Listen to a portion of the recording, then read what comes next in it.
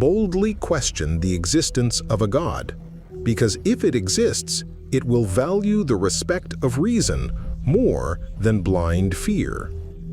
I would like to say, if there is a work of art, that means there is an artist who made it. But with such an argument, no, I am not before you with such an argument.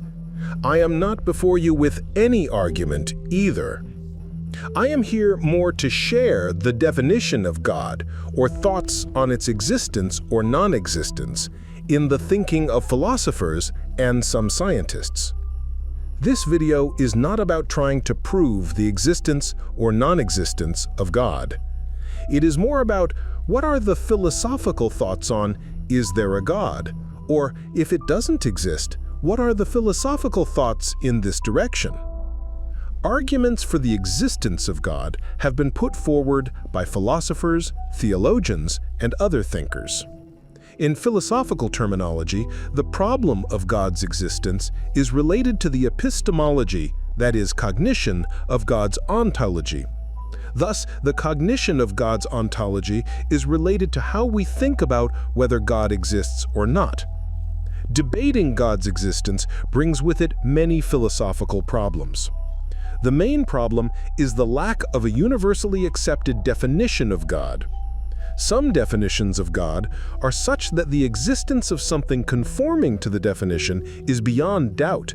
Some definitions are self-contradictory. Arguments supporting God's existence are generally metaphysical, empirical, inductive, and subjective. Arguments against God's existence generally use empirical, deductive, and inductive methods. Views on the problem of God's existence can be divided into three main groups: God exists, God does not exist, and this problem is unknowable. One of the easiest ways to evaluate any argument for God's existence is to look at the attributes of God. First, we must ask, what is God? We can approach it by following Ludwig Wittgenstein's work based on where the word God is used. But this approach has a significant problem for obtaining a universal conception of God. The word God is used in many different ways, even in different languages or in different periods of the same language with unrelated usages. Today, in the West, the word God is used for a being superior to all things and unlike anything else. According to classical theism, God is associated with all kinds of perfection and supremacy, such as being all-knowing, all-powerful. Of course, this definition is not the only possible one. Other philosophical approaches have highlighted and defined a single attribute, such as the first cause, the cause of everything, or the creator of all things. Hindus believe in Brahman, that is, the absolute truth that creates the universe from and within itself, both identical to and separate from its creation, both everything and nothing, the sole entity without a second, incomprehensible to the intellect. Brahman's unmanifested and unqualified state beyond all attributes is called Nirguna Brahman, that is, attributeless Brahman. Saguna Brahman literally means with attributes. Polytheistic religions use the word God to denote multiple beings with various powers and abilities. For example, in the myths depicted by Homer and Ovid, gods are described arguing, deceiving, and fighting with each other. Based on these myths, one could say that no god is omnipotent and perfect. Epistemology, a sub-branch of philosophy, is concerned with the understanding, nature, and source of knowledge. Regarding knowledge verification and understanding, 1. A posteriori knowledge, that is, based on experience, experienced. 2. A priori knowledge, non-experiential, based on introspection, axioms, or self-evident knowledge. Knowledge about supernatural beings is based on a priori propositions. Objecting to arguments supporting God's existence stems not only from conceptual differences in the definition of God, This issue also plays a significant role in conflicts concerning notions of evidence, reality, and knowledge. The various answers to the question, "Does God exist?" are generally based on the problem of how and by what criteria we judge something to be true or false. This truth-falsehood determination is defined by logic among concepts. Experience is the determinant of truth, and experiences and logical precision are important for establishing certainty. Such ideas can be noted. If there is art, that art absolutely has an owner. There is an example arising from this issue. This parable involves two explorers and goes like this. One day, two explorers discover a treeless area in the jungle. It is covered with many wild grasses and flowers. Faced with this sight, one of the researchers says, "I suppose this garden has a gardener."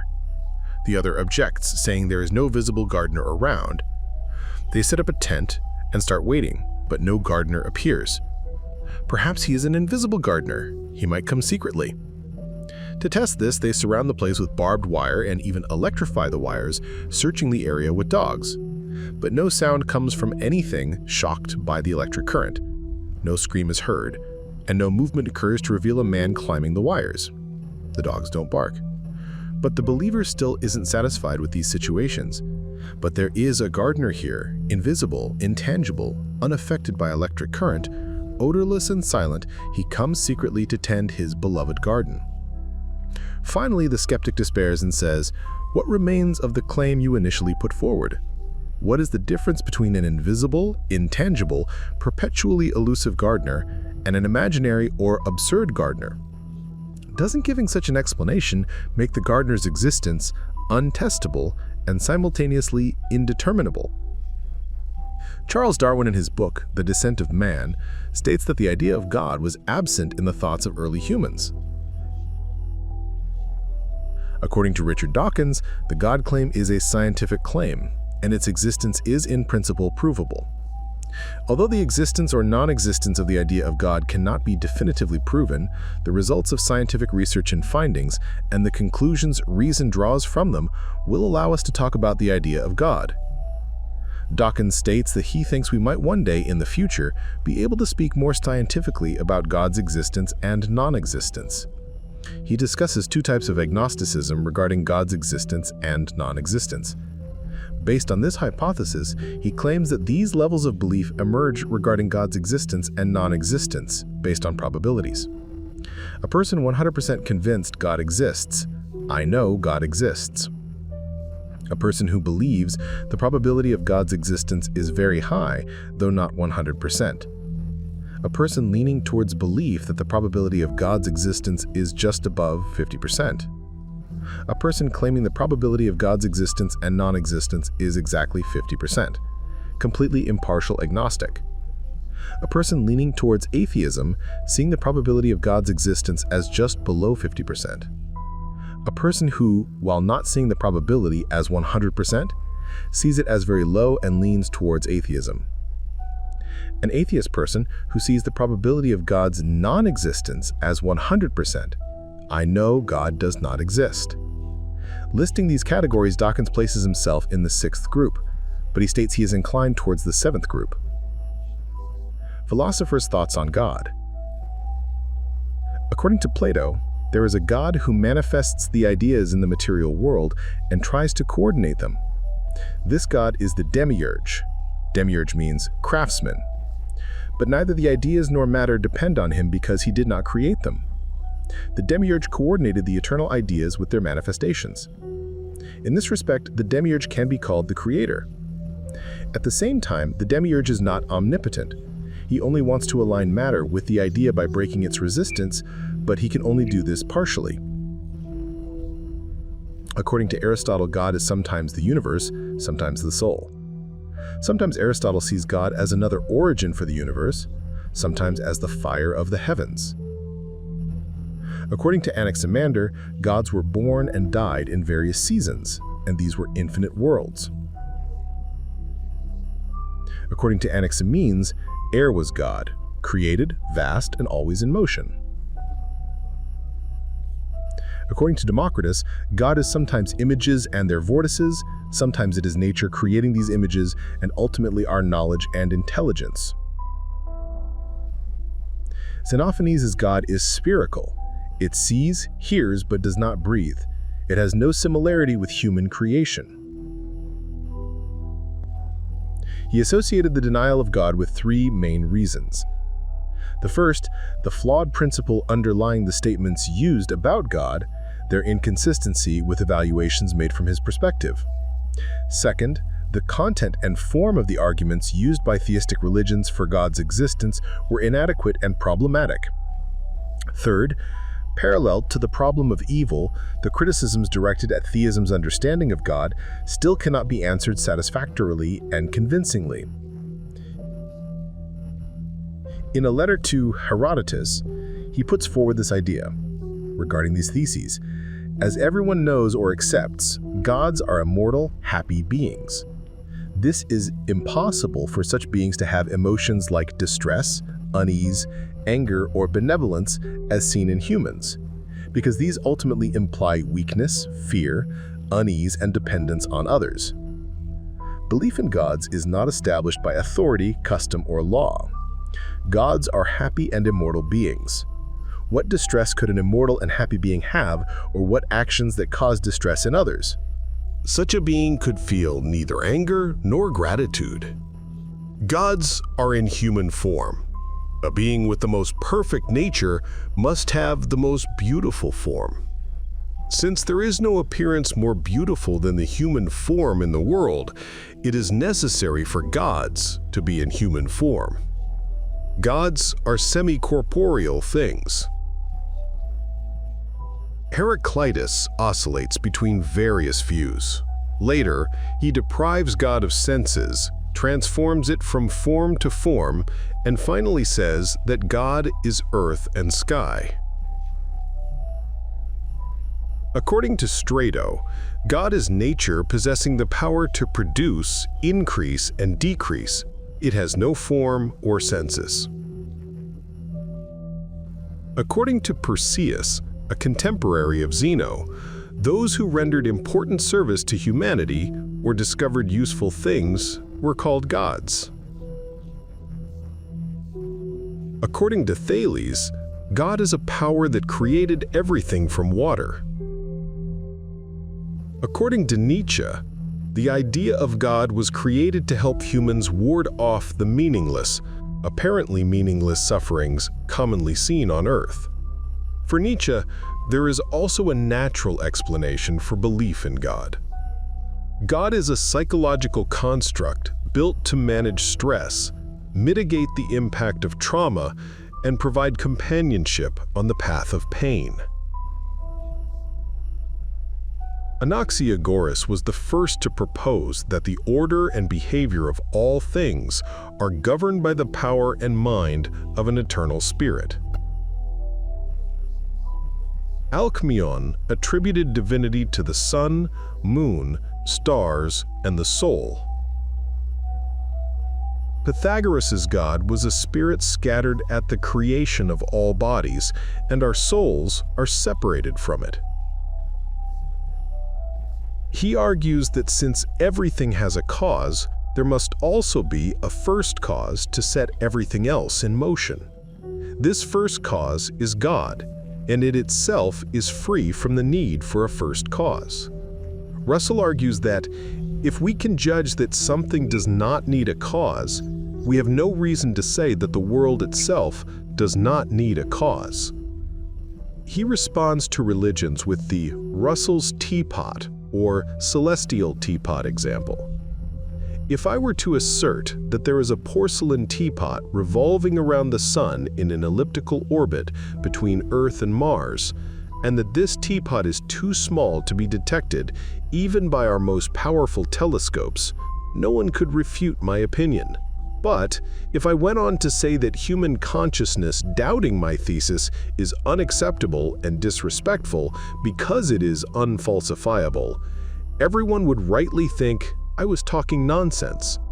However, if the existence of such a teapot were confirmed in ancient books, taught as a sacred truth in church every Sunday, and engraved in the minds of children in schools, doubting its existence would be seen as a sign of eccentricity, and the doubter would be taken to a psychiatrist in the modern era or to an inquisitor in earlier times.